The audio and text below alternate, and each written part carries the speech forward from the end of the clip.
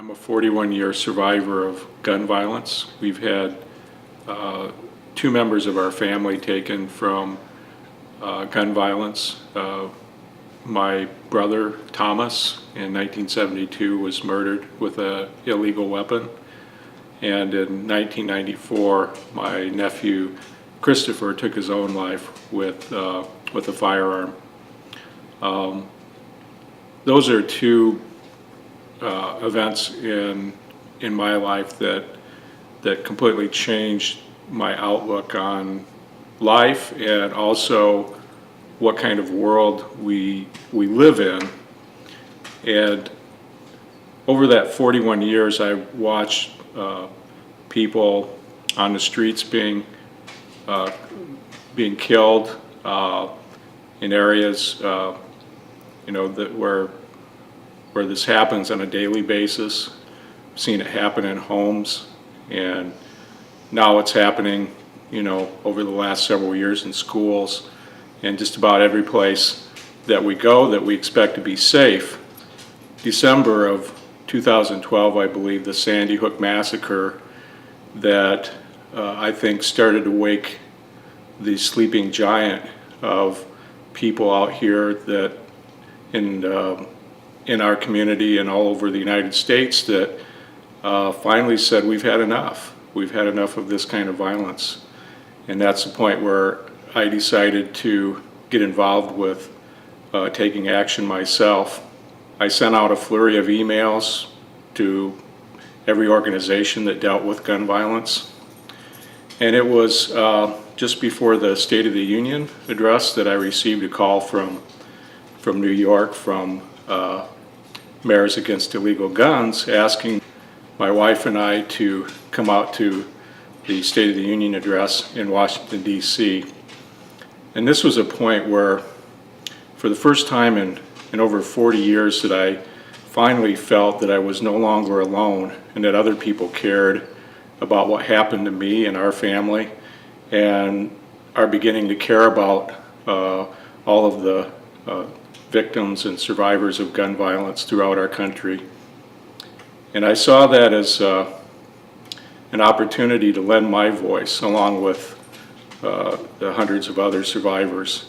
That to me was extremely important in my life as a survivor, and I think ultimately it will be very important in the lives of people in our community to begin to turn around this tide of violence that's gripped our country. What I feel is really happening right now is that there is a growing voice of people together that are no longer going to accept the status quo. With the help of mayors and Moms Demand Action, who are now part of a larger umbrella group called Everytown, I really sense that there's more hope than there ever was before in having our lawmakers and our culture take a look at what we're doing in regards to our relationship with firearms in this country. I believe the answer is many faceted. There's many things that need to change in our cities, in our families, in our education system. That doesn't leave out the fact that we need to change our laws. And right now the laws allow people to have any kind of gun they want, whenever they want, including criminals. And that needs to stop. About a mile south of us on the other side of Notre Dame's campus, you will find out that there are daily incidents of gun violence. More specifically, weekly, and on a scale that's not the same as Chicago's, but for our population center, I'd say it's somewhat similar. Let's see, 2 weeks ago, I believe today, a 2-year-old boy was shot in his front yard, and he was a victim of a stray bullet from a gang-related incident. Only a few days later, a young man, 18 years old, was shot off of his bicycle and killed. He was just riding his bike, And as I heard Colin Gollage say, that he was in the right place at the right time. He was in school, he was in his class. So there's two ways of looking at it. It's the wrong place in terms of what happens to you, but in terms of what he was doing the right thing in the right place. And there is no right place anymore for gun violence. There never was, but I think for people that live in more idyllic places like my own, they are still subject to some of those dangers. They also are beginning to understand what's been going on for years in other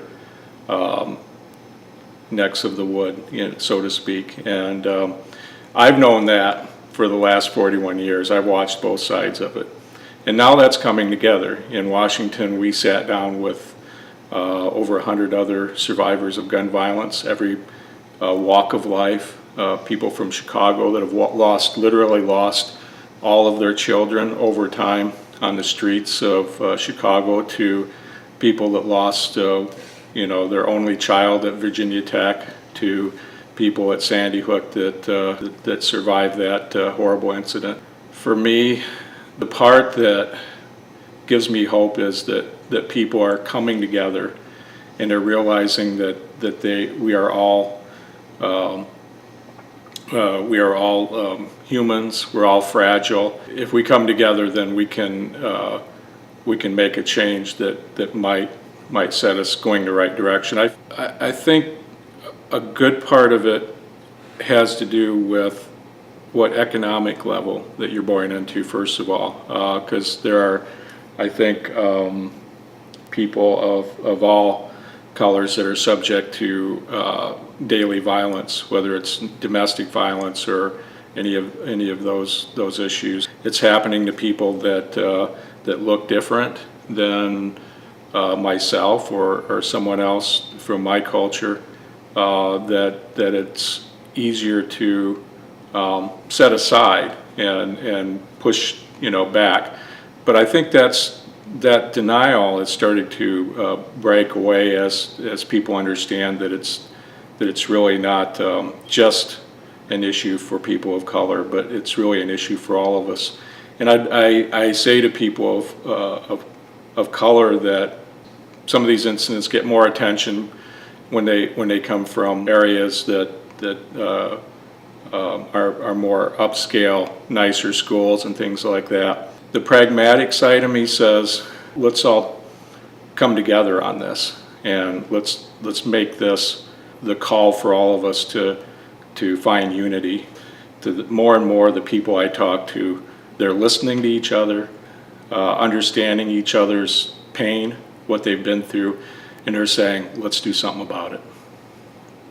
I think when we look at the news and some of the politics involved with this, I think it's important to understand as we talk to and confront people that might represent the stand of the NRA or other political leanings, we have to understand that the real enemy is fear.